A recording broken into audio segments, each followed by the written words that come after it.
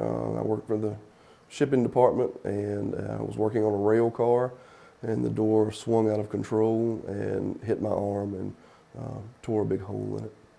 Ended up having to have surgery on my arm because of the injury, and it was about 6 months after the initial injury that they had to go in, and they actually relocated the ulnar nerve to the front part of my arm, so they moved it from here and moved it around here. I went back to work after the surgery and was taken back out by the doctor that did the surgery because I had complications further up my arm and my shoulder, and they determined that that was directly related to the injury.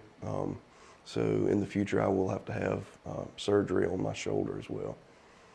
After my first surgery, when the doctor took me back out for the second time, the workman's comp insurance company did not reinstate my workman's comp benefits. So I got in touch with the union approved attorney, which happened to be Copley, Johnson and Groninger, and spoke with Miss Johnson and kind of explained to her what was going on and what my fears were as far as the not being reinstated, and I was looking for advice from her to see what I needed to do next.